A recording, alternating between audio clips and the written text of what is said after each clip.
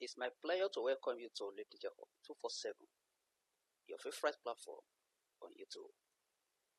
This is a gateway to understanding literature in English. My name is Folahan Oyileka, your online literature and English teacher. This video is about an African poem titled Not My Business. Not My Business is composed by Niyi Osundare, a Nigerian poet.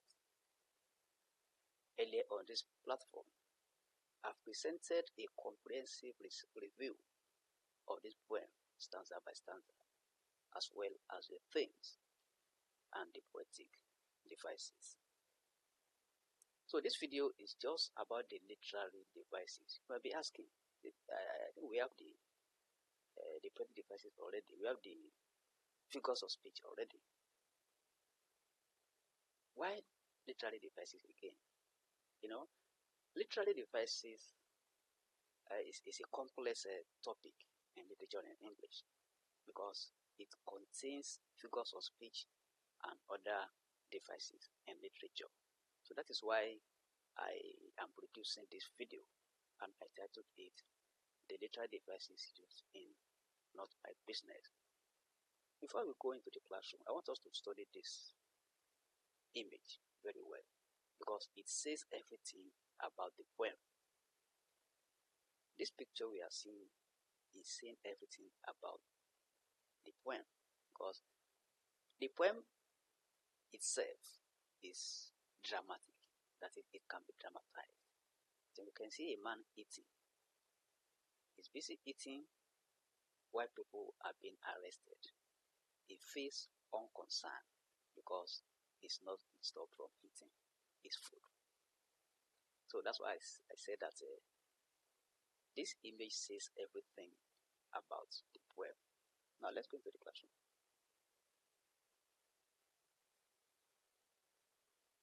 So before I continue, if you need the link to the previous video on this poem, just make your request to the comment section. Or in the alternative, at the end of this video, that video will pop up automatically. Just watch this video to the end. So the video on the comprehensive review of Not My Business will pop up. Now you are welcome again. The literary devices used in Niyi Osundare is Not My Business. The first one is repetition. This is when an expression is repeated twice or severally in a poem. The line, what my business? What business is mine, is it? So long we don't take the yam from my savory mouth, quote and unquote. This is quoted from the poem. This is repeated after each case of injustice. It's repeated after each case of injustice. That is, after the arrest of people, it is repeated. What's the effect? It stresses the selfish indifference of the personal and reflects the dangerous attitude of many people who ignore injustice until it affects them directly.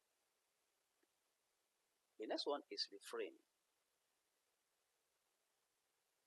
The repeated lines above also serves as a refrain, giving the poem rhythm and emphasizing the poet's message of complacence, that is, indifference. The effect is that it reinforces the central theme, silence in the face of oppression. Silence in the face of oppression. We also have imagery. This is when you are having the mental picture of what you are reading, as if you are watching a film. Osundare uses strong visual and tactile images.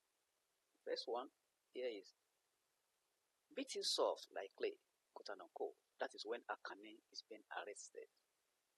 Akane's beating evokes physical brutality. We also have booted the whole house awake, quote and unquote. That is when Danladi is being arrested in the night. Danladi's night arrest creates auditory and movement imagery.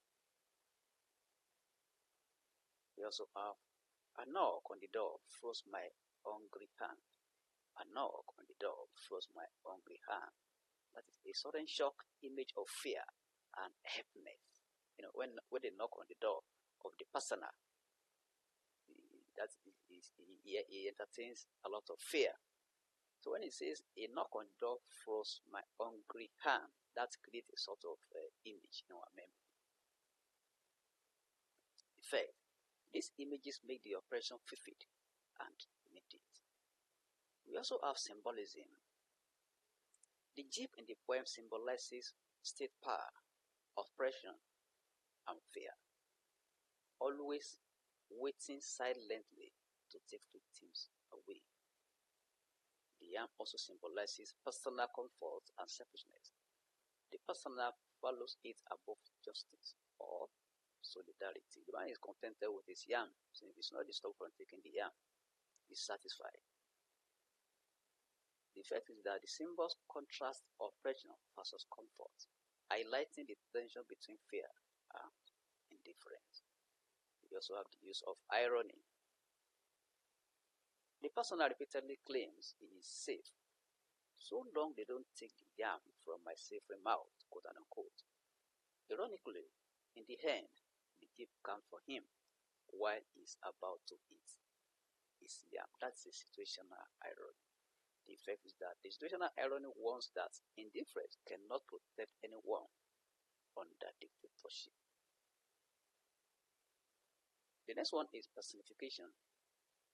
Stuffing down the belly of a waiting jeep, quote unquote, gives the jeep human qualities as though it swallows victims. Personification is when you give a quality of a human being or a living thing to the non-living.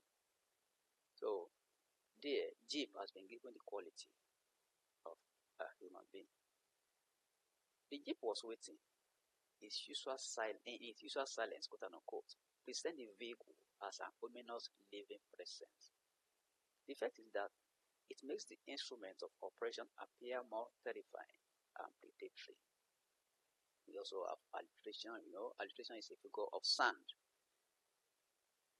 Stop suffering and waiting, with that long, waiting, quote unquote. The effect is that it adds musicality and emphasis, drawing attention to the brutality. 8.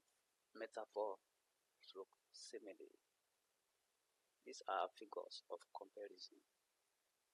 Bit in soft, like clay, quote unquote, is a simile, comparing a canoe's body to clay to show its helplessness.